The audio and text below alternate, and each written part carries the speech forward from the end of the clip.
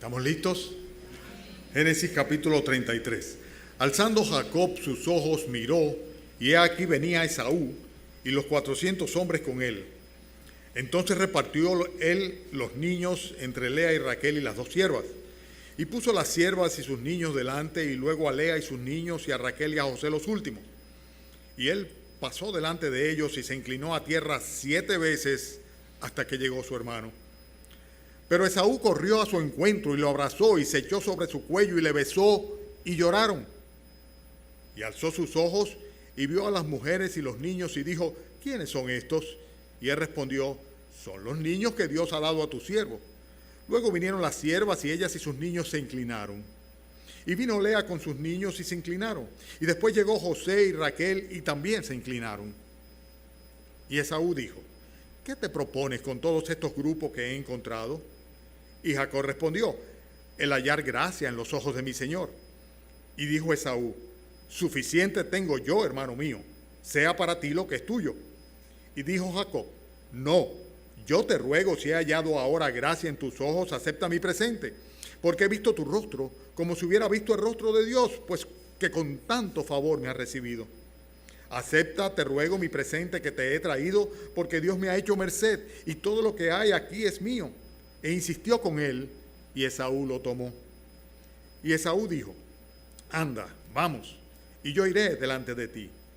Y Jacob le dijo: mi señor sabe que los niños son tiernos y que tengo ovejas y vacas paridas, y si las fatigan, en un día morirán todas las ovejas. Pase ahora mi señor delante de su siervo, y yo me iré poco a poco al paso del ganado que va delante de mí, y al paso de los niños, hasta que llegue a mi señor a Seir.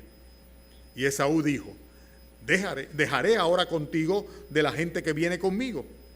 Y Jacob dijo: para que esto halle yo gracia en los ojos de mi señor. Así volvió Esaú aquel día por su camino a Seir, y Jacob fue a Sucot y edificó allá casa para sí e hizo cabañas para su ganado, por tanto llamó el nombre de aquel lugar Sucot. Después Jacob llegó sano y salvo a la ciudad de Siquén, que está en la tierra de Canaán, cuando venía de Padán Aram, y acampó delante de la ciudad. Y compró una parte del campo donde plantó su tienda de mano de los hijos de Hamor, padres de Siquén, por 100 monedas. Y erigió allí un altar y lo llamó el Elohe Israel. Ustedes recuerdan que la semana pasada estuvimos viendo cómo Jacob había librado una lucha campal contra un varón que se apareció, que resultó ser ni más ni menos que nuestro Señor Jesucristo en una teofanía. O sea, Dios mismo, Él mismo termina reconociendo, lo dicho, he peleado con Dios, he visto a Dios cara a cara, dice, y fue librada mi alma. Una batalla que se libró, y a través de esa lucha pues se había producido toda una transformación en la persona de Jacob. El perder su lucha con el Señor lo que le dio fue realmente una victoria espiritual que había quedado plasmada en el nuevo nombre que el Señor le había dado. Ya no se llamaría más el suplantador, el engañador, sino que de ahora en adelante sería aquel que venció, que luchó con Dios y venció, aquel príncipe del Señor, que es como se traduce su nombre, el nombre de Israel.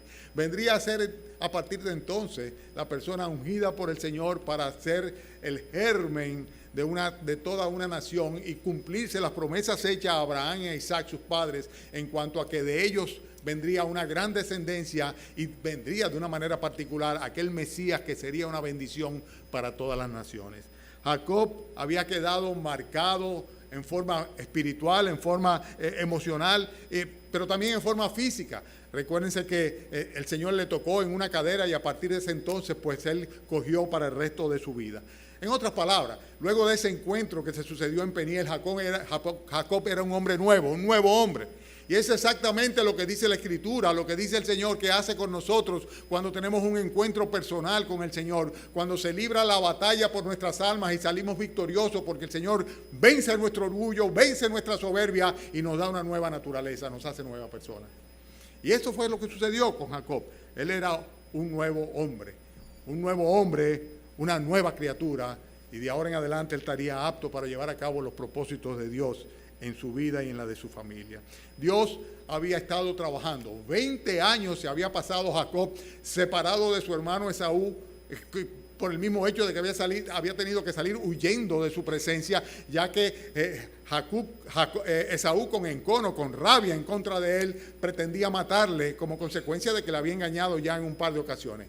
Primeramente, le había, por así decirlo, robado su primogenitura mediante un trueque que hizo a cambio de un plato de lentejas, una ligereza de Esaú que aprovechó Jacob, y en la segunda ocasión suplantándolo plenamente cuando se disfrazó delante de su padre para hacerse pasar por Esaú y recibir de parte de Isaac las bendiciones que le correspondían a Esaú por ser el primero en nacer, a pesar de que Dios había establecido desde antes de nacer que el mayor,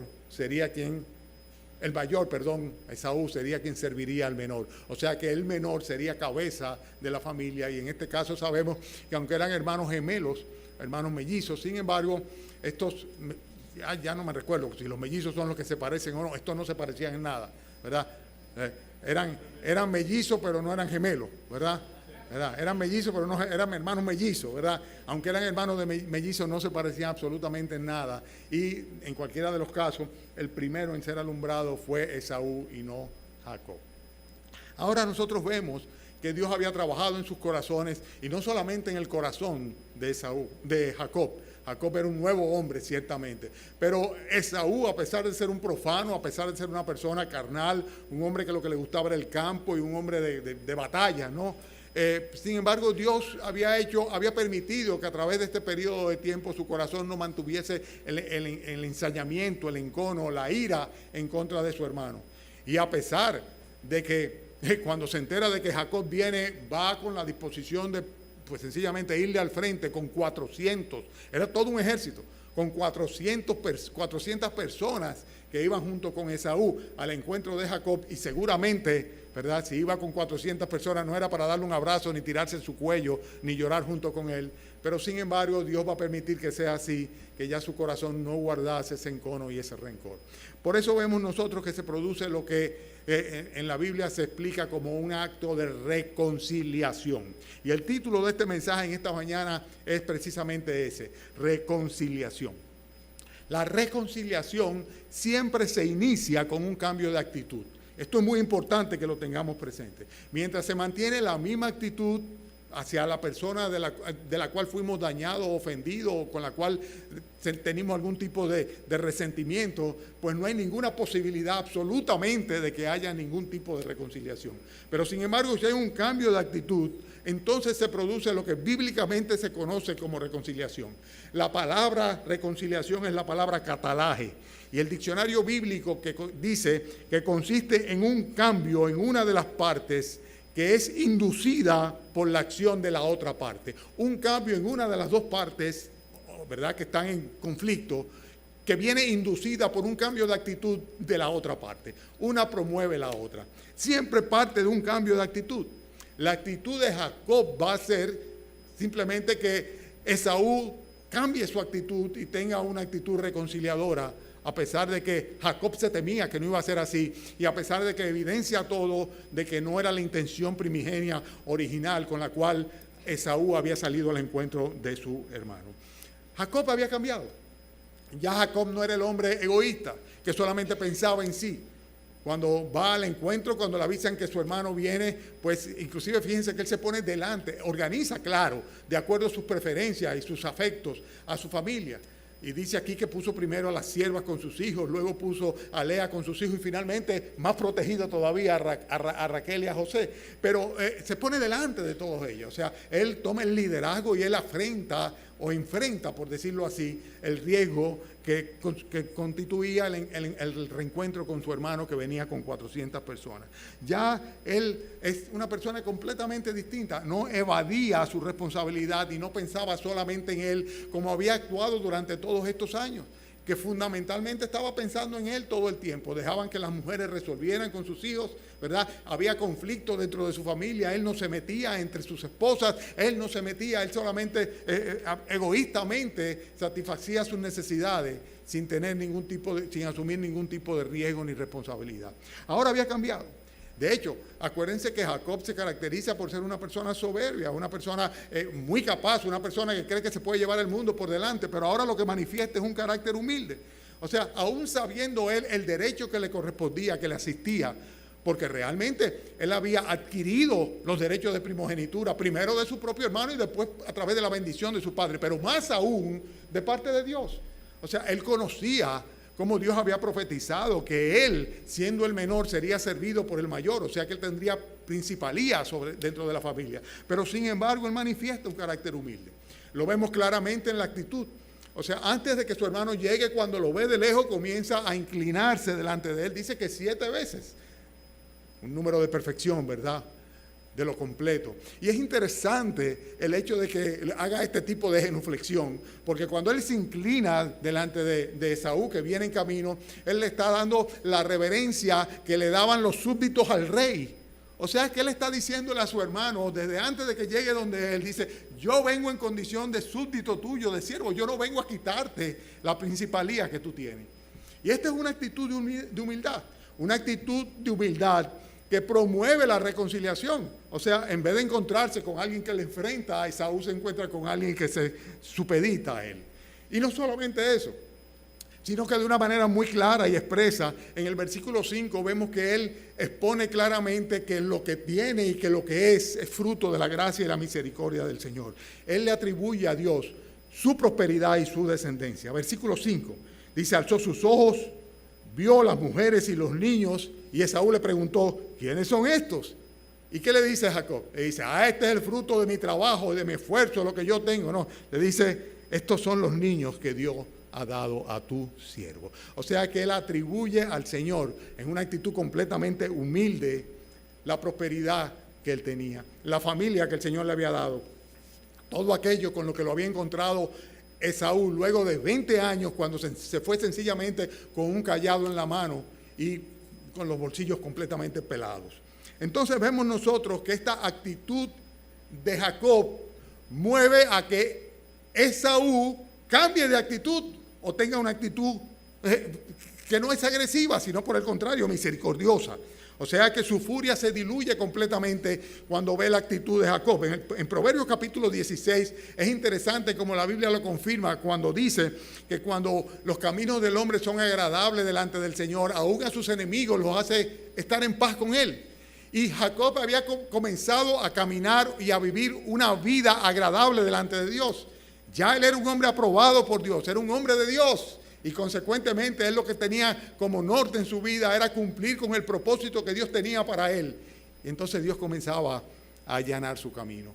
Dice, aún a sus enemigos los hace estar en paz con él cuando los caminos del hombre son agradables a los ojos de Dios. Y eso era lo que estaba pasando. Prevalece el amor fraternal, se manifiesta ese amor fraternal, perdona a Esaú, a Jacob, y consecuentemente dice que corre a su encuentro. Va donde él. Se cuelga del cuello, le abraza y lloran. Ustedes se recuerdan una imagen similar a esa que está en los evangelios, ¿verdad? ¿Se recuerdan? ¿Cuál es? La del hijo pródigo. La del hijo pródigo. Dice que cuando estaba a lo lejos, el padre lo vio y corrió hacia él, ¿verdad? Y le abrazó, le colgó por el cuello, se echó por su cuello. Dice, y en este caso vemos que lloraron los dos juntos. Y ustedes se imaginan, ¿verdad? El alivio tan grande que tienen que haber sentido estos dos hombres. Aquellos que venían con una actitud dispuesta a asesinar o a matar a quienes fueran, y los otros con el temor de ser asesinados, de que sus mujeres, sus hijos, su familia, todos sus siervos, todos fueran destruidos por la ira de Esaú. Y de un momento a otro el Señor hace que todo esto se disipe y parte de un cambio de actitud en uno de los dos. ¿En quién? En el siervo del Señor, en Jacob, en el que conocía al Señor, aquel que había sido transformado por el Señor. Nosotros los cristianos tenemos una responsabilidad muy grande. La Biblia dice que debe permanecer, Hebreos precisamente, capítulo 13, versículo 1, ya en su conclusión, dice el Espíritu Santo, permanezca el amor fraternal. El amor fraternal permaneció, prevaleció el amor fraternal. Y los dos hermanos se abrazan y se produce una reconciliación. Y lo único que podemos decir es amén, amén. No hay cosa más dulce que una reconciliación. Yo no sé si ustedes lo han vivido, tal vez a nivel de su esposo, de su esposa, de sus hijos, de sus hijas, de hermanos con sus padres, en algún momento, ¿verdad? Cuando finalmente se depone la actitud y sencillamente hay una avenencia y una reconciliación. No hay nada más dulce que esto. Ese es el tema de esta mañana, la reconciliación. Precioso, ¿verdad? ¿No es así? Precioso. Ahora bien, para que haya reconciliación, es necesario que haya restitución, porque si no hay restitución, lo que va a haber es retribución. Retribución significa desquite, ¿verdad? Muchas veces cuando vemos nosotros en las noticias el clamor de justicia, que se me haga justicia, lo que se está buscando es una retribución. Y a veces no importa si haya sido el caso de un asesinato, si hay unas papeletas de por medio que sirven de compensación o retribución, pues sencillamente ya, el muerto al hoyo, el vivo al pollo, ¿verdad? Porque la gente lo que quiere es que le compensen, ¿verdad?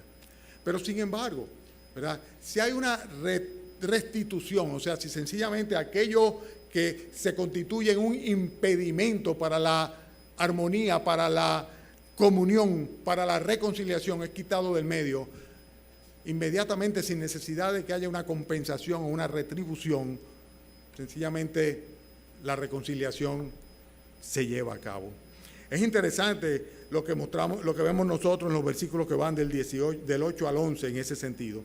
Pero quiero leerles algo que me pareció muy apropiado, que no sé quién lo escribió, que dice lo siguiente: la forma de terminar con la enemistad es quitar aquello que la causó. Podemos pedir disculpas por la palabra dicha sin reflexión, podemos pagar el dinero que debemos, podemos llevar a cabo la reparación o restitución que corresponde, pero en todos los casos, en el camino a la reconciliación se encuentra una efectiva eliminación de la causa de la enemistad. Y esto es tan importante. Aquello que realmente causó la enemistad tiene que ser quitado de en medio. El requisito va a ser siempre reconocer la falta. Hasta tanto una persona no reconoce la falta que ha cometido, pues hay un problema muy grande, porque se va a mantener enquistado en su posición. Pero sin embargo, cuando somos capaces de reconocer la falta, pues es más fácil que nosotros podamos obtener la venia o el perdón de aquellos que hemos ofendido. En el caso de Jacob fue muy interesante, porque Jacob lo hizo más con hechos que con palabras. O sea, antes de que Esaú llegara, ya él estaba manifestando su actitud de lamento por lo que le había hecho a su hermano. Estaba tomando la posición de siervo. La Biblia dice que nosotros debemos confesarnos nuestras ofensas los unos a los otros y orar los unos por los otros. Dice, para que podamos ser sanados. Estoy citando Santiago capítulo 5, versículo 16. Y es necesario que aquello que se ha convertido en un problema o aquello que se ha constituido en una ofensa, una falta o un pecado, sea quitado del medio completamente. Jacob, quien antes le robó la bendición a su hermano, ahora lo que quería era simplemente agradar a su hermano, agradarle. En el versículo 8, cuando el hermano le dice: ¿qué tú te propones con mandarme todos estos grupos, todos estos regalos por adelantado? ¿Qué le dice él? Le dice: hallar gracia en los ojos de mi Señor. Todo lo que a mí me interesa es hallar gracia a los ojos tuyos. En otras palabras, dice: yo quiero de cualquier manera, a cualquier precio, que tú perdones lo que yo te he hecho. Que me perdones. Su prioridad era hallar gracia y favor delante de su hermano agraviado. Consecuentemente, cuando el hermano le dice: no, yo tengo suficiente, yo no necesito lo tuyo, él insiste. Le dice: yo te ruego que si ahora he hallado gracia en tus ojos, acepte mi presente. Y esto era muy significativo, porque él quería manifestarle claramente su suficiencia y su desinterés. O sea, no venía con la intención de tomar nada de lo que tenía Esaú. Por el contrario, lo que quería era darse. Por eso le dice: acepta, te ruego mi presente, porque Dios me ha hecho esta merced y todo lo que hay aquí es mío. Versículo 11. Y insistió con él y Esaú lo tomó. Esto es muy importante. Es muy importante.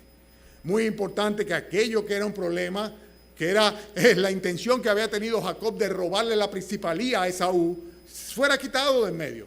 Que el pecado fuese borrado, perdonado completamente. Fue exactamente lo que hizo el Señor Jesucristo por nosotros. El pecado nos separa de Dios. La Biblia dice que el pecado nos aleja de la gracia de Dios al punto tal de que no tenemos ninguna posibilidad de ir a la presencia de Dios a causa del pecado que mora en nosotros.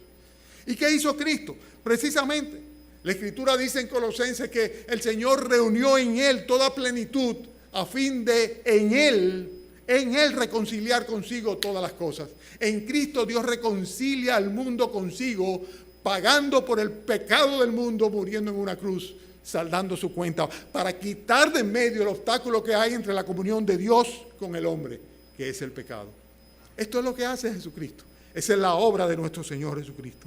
En Colosenses 1, versículo 19, voy a leer. Dice, por cuanto agradó al Padre que en Él, hablando de Cristo, habitase toda plenitud, y por medio de Él, o sea, de Cristo, reconciliar consigo todas las cosas, así las que están en la tierra como las que están en los cielos, haciendo la paz mediante la sangre de su cruz. ¿Quieren buscarlo el texto? Búsquenlo para que los que no lo tengan marcado en sus Biblias lo busquen. Yo casi siempre lo que hago es que se lo leo o se lo cito, pero la buena costumbre está en buscar los textos, no quedarse solamente ahí mirando lo que el predicador dice. Además, para chequear si lo que dice es así. Hay que estar con los... ¿verdad? Colosenses capítulo 1, versículo 19. Búsquenlo. Voy a pedirle que busquen un par de versículos para que me sigan. Fíjense lo que dice en cuanto a esta reconciliación, cómo Jesús quita del medio el pecado que nos separa de Dios. Colosenses 1, versículo 19. Dice, por cuanto agradó al Padre que en Él, viene hablando de Cristo, habitase toda plenitud, y por medio de Él, Cristo, ¿qué dice? Reconciliar consigo todas las cosas, las que están en la tierra como las que están en los cielos, haciendo la paz, reconciliación, paz, mediante la sangre de su cruz. Y a vosotros también, que erais en otro tiempo extraños y enemigos en vuestra mente, haciendo malas obras, ahora os ha reconciliado en su cuerpo de carne por medio de la muerte, para presentaros santos y sin mancha, irreprensibles delante de Él. Cristo viene a morir por el pecador, tomando el lugar del pecador, para que el pecado ya no le sea computado o tomado en cuenta al pecador, y de esta manera no haya ningún impedimento en la reconciliación entre Dios, un Dios santo, y un hombre pecador. Esa es la obra de nuestro Señor Jesucristo. La reconciliación demanda siempre restitución. Siempre restitución. Es muy importante. Recuérdense el caso de Zaqueo, que decía, a quien haya estafado de algo, dice, estoy dispuesto a devolverle hasta 4 veces. Hasta 4 veces. O sea, la idea de la restitución. Hermanos, cuando hablamos de reconciliación, y cuando se efectúa finalmente la reconciliación trae paz al corazón. Y no solamente trae paz al corazón, sino que también glorifica a nuestro Dios. Nosotros vemos que Jacob ve en la actitud reconciliadora de Esaú. Jacob ve en la actitud de Esaú al perdonarle, al tirársela al cuello, al llorar juntos. Él dice que vio como si fuera el rostro de Dios que estuviera viendo. Fíjense cómo se sintió él. La expresión está muy clara ahí. Versículo 10. Jacob dijo, no, yo te ruego, si he hallado ahora gracia en tus ojos, acepta mi presente, porque he visto tu rostro como si hubiera visto el rostro de Dios, pues con tanto favor me has recibido. La reconciliación une a aquello que se ha separado. La reconciliación hace que la rebelión se invierta. En los casos en los cuales hay una separación emocional, vuelve a unir, a encender la pasión que se ha enfriado, como en los casos de los problemas de matrimonio. Y la reconciliación toca al hombre de una manera tal de que si está descarriado lo vuelve y lo trae al camino correcto. La reconciliación trae paz al corazón y la reconciliación glorifica siempre a nuestro Dios. Cuando Esaú recibió el presente ante la insistencia de Jacob, ustedes saben lo que le estaba haciendo, perdonándolo. Por eso la insistencia, porque tú no aceptas un presente o un regalo de alguien con quien tiene un ensañamiento o una ira. Por el contrario, no quiero saber ni quiero nada de ti. Y por eso Jacob insistía una vez y otra vez, acepta mi presente. Si yo he hallado gracia en tus ojos, acepta mi presente. Y la reconciliación precisamente se manifiesta de esta manera. ¿Saben algo? El perdón no es una opción para el creyente.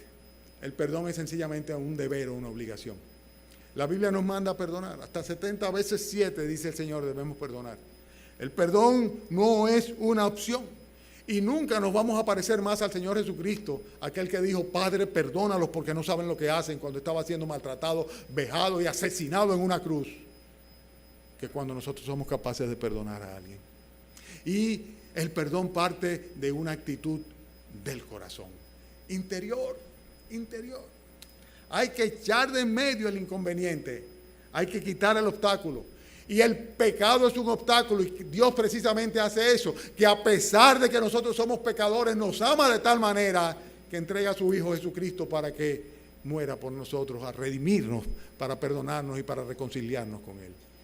Esta es la manifestación del amor de Dios. El amor echa afuera completamente el rencor. La reconciliación, hermanos, en consecuencia, requiere perdón. Ahora bien, no necesariamente significa eso que obliga a la asociación. Y entendamos esto bien. La reconciliación requiere del perdón, es obligatorio el perdón, y para el cristiano ni hablar, no tenemos ninguna opción. Tenemos que de todo corazón perdonar a los hombres sus ofensas. El Señor nos lo manda, ¿verdad? Pero eso no obliga a una asociación. En el versículo 12 nosotros vemos que Esaú dice, anda, vamos, yo iré delante de ti. En otras palabras, Jacob, vamos arriba, yo te voy a escoltar. Yo voy a ir delante de ti, yo te voy a servir de franqueador y yo te voy a servir de protector en lo que resta del viaje hasta que tú llegues donde mí a seguir. Pero sin embargo, Jacob lo evita con todos los argumentos. Inclusive le hace una promesa, no, yo te voy a seguir, yo voy a ir allá donde tú estás, ¿verdad? Pero vete adelante, mira que los muchachos son muy niños. Mira que las ovejitas recién paridas se me van a morir. No es necesario que ustedes vayan al paso de nosotros. Vete adelante, nos vemos allá, nos juntamos allá. Oye, eso se llama barajar, ¿verdad? En diplomacia en acción. Entonces Saúl le dice, bueno, está bien, yo me voy a ir adelante, pero te voy a dejar unos cuantos para que te sirvan de protectores. No es necesario eso. ¿Y para qué? No es necesario. Que halle yo gracia delante de tus ojos, ¿eso para qué? No es necesario. En otras palabras, vete y llévate lo que trajiste. Llévate tus 400. Evidentemente, Esaú, ¿verdad?, no era del todo de la confianza de Jacob, o Jacob no confiaba del todo en Esaú. Había todavía una especie como de temor o de aprensión el uno sobre el otro. Pero el hecho interesante es que él rechaza la oferta porque la califica innecesaria de una manera diplomática, manifestando con esto que a pesar de que se habían restablecido la comunión o las relaciones, sin embargo no era que tenían de ninguna manera un mismo propósito ni un acuerdo. La Biblia dice claramente que nosotros no debemos pagar a nadie mal por mal, sino procurar lo bueno delante de todos los hombres, y que si es posible, en cuanto dependa de nosotros, debemos estar en paz con todos los hombres. Pero sin embargo, esto no nos obliga a estar y andar con todos los hombres. En ocasiones es preferible la separación a fin de que podamos conservar la armonía. Y no solamente la armonía, sino también mantener el enfoque. Jacob no regresaba para ir a Edom, a la tierra de Idumea, a convivir en esa área, lo que es hoy día Jordania, con Esaú su hermano. Él regresaba a tomar posesión de la tierra prometida, la tierra de Canaán. Su lugar no era ese, ni su compañía era Esaú con su profanidad. No. Él venía a ser cabeza de un pueblo santo, de una nación santa, una nación que el Señor se habría de apropiar de ella para a través de ella manifestarse a todas las naciones. Y su destino no era Seir, sino que su destino era la tierra de Canaán. Consecuentemente, ¿qué hace Jacob? Le dice, vete adelante y enfila hacia Sucot. O sea, hacia la tierra de Canaán. A veces tenemos que tener presente esto. Hay asociaciones que no convienen, que lo que hacen es desenfocarnos, que lo que hacen es distraernos completamente de cuál es el propósito de Dios en nuestras vidas. Y la Biblia nos manda en ese sentido a mantenernos separados, a fin de que nosotros podamos con nuestras vidas glorificar al Señor. Queremos, es una tranquilidad y un gozo estar en paz con todos los hombres, pero no necesariamente Reconciliación implica asociación. Sí obliga al perdón. Sí tenemos que perdonar. Pero andarán dos juntos si no están de acuerdo, dice Amós capítulo 3, versículo 3. Si no estamos de acuerdo, si no tenemos una misma mira, un mismo propósito, necesitamos tener una distancia, una separación prudente. Y eso es exactamente lo que hace Jacob. Jacob despide a Esaú, se va hacia Edom, y él entonces cruza en dirección hacia el Jordán y llega a la tierra de Canaán, en el lugar que se llama Siquén. Siquén era una ciudad. Nosotros lo vemos ahí claramente. ¿En qué versículo? Versículo 18. Dice, después Jacob llegó sano y salvo a la ciudad de Siquén, que está en la tierra de Canaán, cuando venía de Padán Aram, y acampó delante de la ciudad. Hermanos, les voy a resumir brevemente algunas declaraciones que hemos hecho. La primera de ellas es la siguiente. La reconciliación se inicia con un cambio de actitud y te corresponde a ti y a mí tomar la iniciativa. Si nosotros somos los cristianos, nosotros tenemos que tomar esa iniciativa. Jacob la tomó. Jacob tomó la iniciativa de buscar la reconciliación con su hermano. En segundo lugar, la reconciliación demanda siempre restitución, porque si no hay restitución, el clamor va a ser por retribución o desquite. Y para que no haya desquite es necesario que aquello que se ha constituido en un impedimento, en una ofensa, en una herida, se ha quitado del medio. Hay que llegar a la persona y hay que decirle, lo siento, perdóname. Y hay muchas maneras de manifestar el arrepentimiento. Algunos tienen que decirlo con los labios, otros tienen que evidenciarlo. En el caso de Jacob, no hubiera palabra alguna que hubiera podido decirle a Esaú que convenciera a Esaú, porque Esaú sabía que Jacob era un triquiñueloso. Era una persona que tenía una labia grande y que era capaz de llevarse por delante a cualquiera. Era truquero, ¿verdad? Pero sin embargo vio su actitud reverente, humilde delante de él. El deseo de agradarle y de servirle y de compartirle lo que tenía. Entonces la reconciliación siempre va a demandar restitución. Eso es lo que hace Dios. No pasa por alto nuestro pecado. Perdona nuestro pecado. Cancela nuestra cuenta. Toma toda esa lista de pecados nuestra y la clava en la cruz del Calvario con Cristo, para que nosotros no tengamos ya el impedimento del pecado, para que podamos acercarnos a Él. ¿Te has acercado tú a Dios? ¿Has buscado la reconciliación con Él? La reconciliación demanda siempre que el pecado sea quitado fuera. Dios te quiere, te ama, pero te quiere y te ama sin pecado.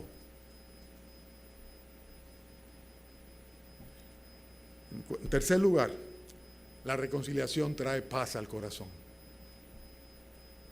Qué distinto el antes y el después de ese abrazo y ese llanto que de seguro desaguó la contispada conciencia de ambos. Cuando pudieron ellos aflojarse, entregarse, abrazarse y llorar el uno con el otro. Eso es reconciliación. Qué dulce la reconciliación, qué dulce la reconciliación. Ahora, la reconciliación no obliga a la asociación. Tenemos que mantenernos enfocados en cuáles son nuestras prioridades. El Señor nos perdonó, nos salvó, pagó por nuestros pecados para que nosotros seamos un pueblo santo y apartado para Él. No para que vayamos a vivir con Esaú en Edom. No para que nos involucremos en las cosas del mundo, en el pecado de nuevo, para que nos embarremos. No. Consecuentemente, pues en paz, en cuanto dependa de nosotros con todo el mundo, pero sin perder nuestro enfoque, sin desviar nuestra ruta, sin cambiar nuestro camino. Y el último punto, hermanos, es que la reconciliación nos permite enfocarnos entonces en hacer la voluntad de Dios. Finalmente Jacob va a llegar a Canaán. Y fíjense qué interesante, que él no va y se mete dentro de la ciudad de Siquén. Dice que plantó sus tiendas fuera de la ciudad. En otras palabras, aún en la tierra de Canaán no se mezcló. Él sabía que él tenía que mantenerse aparte, separado. Y no solamente eso, tenía que tomar posesión de una tierra que todavía, en términos físicos, no había adquirido. Consecuentemente, él compra un pedazo de terreno en ese lugar. Y con eso al comprar un pedazo de tierra de los hijos de Amor en Siquén, pues sencillamente él está estableciendo pie en ese lugar para todo el resto de su familia. Recibe en consecuencia el beneficio de identificarse con Dios y ser su adorador. ¿Qué hizo Jacob? Compró un terreno, edificó un altar y hizo sacrificio a Dios. Y con esto, por primera vez, como señalábamos la semana pasada, se identifica con el Dios que le libró, que le rescató, que le trajo y que le cumple las promesas que les había hecho desde Betel, ofreciéndole un sacrificio al Dios de Israel, a su Dios, a su Dios. Hermanos, la nación de Israel celebraba una vez al año el día de la expiación. Ese día de la expiación era el día más santo, más sagrado para todo el pueblo, toda la nación. En ese día el sumo sacerdote, solamente ese día, una sola vez al año, entraba en el lugar santísimo, el lugar donde se manifestaba la presencia de Dios, donde estaba el arca de la alianza, y ofrecía ahí un sacrificio único por la expiación del pecado del pueblo, a fin de que el pecado del pueblo fuese perdonado, fuese reenviado, remitido, no fuese tomado en cuenta. Y toda la nación iba para el día de la expiación, de todas partes iban allá para que se celebrase ese sacrificio, esa ofrenda a Dios. Era un sacrificio de reconciliación mediante el sacrificio de un cordero. Y eso es exactamente lo que hizo Jesucristo. Jesucristo nos reconcilia con el Padre, expiando nuestros pecados, ofreciéndose Él mismo como Cordero de Dios para quitar el pecado del mundo en una cruz. Eso fue lo que hizo el Señor Jesucristo. Y Romanos capítulo 5, versículo 10 dice que si siendo enemigos fuimos reconciliados con Dios por la muerte de su Hijo, si siendo enemigos fuimos reconciliados con Dios por la muerte de su Hijo, mucho más, estando reconciliados, seremos salvos por su vida, porque Él resucitó de los muertos. Si tú te has reconciliado con Dios, si tú has pedido perdón al Señor de todo corazón por tus pecados, has quitado ese impedimento, si la sangre de Cristo ha cubierto tu pecado, entonces, reconciliado con Dios, tienes mucho más por la resurrección de Cristo, la salvación de tu alma. Ya no hay impedimento para que tú vayas a la presencia de Dios. Si por la muerte de Cristo fue quitado el impedimento por su resurrección, tenemos el avalo, la garantía de la vida eterna. Hermanos, yo quiero que ustedes vayan conmigo a 2 de Corintios capítulo 5 y con esta lectura vamos a terminar el mensaje de esta mañana. 2 de Corintios capítulo 5, y cuando lo tengan voy a decir cuál es el versículo, para que no se me vayan adelante. Todo el mundo lo va a buscar, ¿verdad? Con un lápiz en la mano, un marcador, ¿verdad? 2 de Corintios 5. ¿Lo tienen? Ya. Versículo 17. De modo que, si alguno está en Cristo, nueva criatura es. Las cosas viejas pasaron. He aquí, todas son hechas nuevas. Y todo esto proviene de Dios, quien nos reconcilió consigo mismo por Cristo, y decía el apóstol Pablo, y nos dio el ministerio de la reconciliación. Dios nos reconcilió y luego que nos reconcilia con Él, nos manda a reconciliar a los hombres con Dios a través del mensaje del Evangelio. Por eso dice en el versículo 19, que Dios estaba en Cristo reconciliando consigo al mundo, no tomándole en cuenta a los hombres sus pecados, y nos encargó a nosotros, los creyentes, la palabra de la reconciliación. Así que somos embajadores en nombre de Cristo. Como si Dios rogare por medio de nosotros, os rogamos en el nombre de Cristo, reconciliaos con Dios. Al que no conoció pecado, Jesucristo, que nunca pecó, por nosotros lo hizo pecado, tomó nuestro pecado, para que nosotros fuésemos hechos justicia de Dios en Él, para ser justificados por medio de Cristo. Estás en Cristo. Has sido reconciliado con Dios. Tienes la plena seguridad de que el sacrificio de Cristo en la cruz del Calvario borró tu pecado delante de Dios y que eres una nueva criatura en Cristo. Tu vida ha cambiado. Es Dios tu guía, tu norte. ¿Te has reconciliado con Dios? Si no lo has hecho, esta mañana es un buen momento para hacerlo. Ahora es un buen momento para hacerlo. Mientras todos inclinamos el rostro en actitud de oración, desde tu lugar, dile al Señor: Señor, gracias por morir por mí en la cruz. Gracias por quitar el impedimento y gracias, Señor, porque a pesar de mi pecado, tú me permites reconciliarme contigo y tener la salvación de mi alma. Díselo con tus palabras. Pero esta mañana reconcíliate con Dios. Que el pecado no siga siendo el impedimento. Que Dios te justifique por tu fe en Él, para que tengas paz para con Dios por medio de nuestro Señor Jesucristo. Hoy, esta mañana, día de elecciones nacionales, puede ser el día de tu salvación, el inicio de tu eternidad. Habla con el Señor.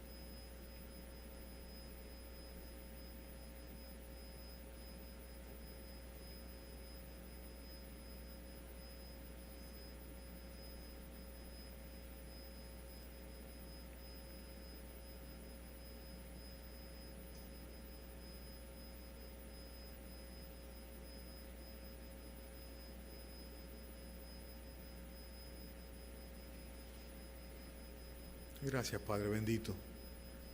Gracias por este mensaje de reconciliación, el Evangelio de la gracia, que en Cristo es justificado, es perdonado todo aquel que cree. Gracias, Señor, por el regalo de la vida eterna y la salvación. Gracias, Padre, por hacer las paces con nosotros, Señor, por no tomar en cuenta nuestros pecados, Señor. Te rogamos, Padre, que nos ayude a no desenfocarnos, a mantenernos fieles a ti, a vivir para ti y a evidenciar delante de los hombres que somos nuevas criaturas. Oh Señor, bendice a cada uno en particular, pero de manera especial, Señor, a aquellos que en esta mañana han tomado la decisión de entregar sus vidas a ti. Permite que sean fructíferas, Señor, y que den testimonio de esa fe. Bendíceles, Señor. Te lo pedimos en el nombre de Cristo Jesús.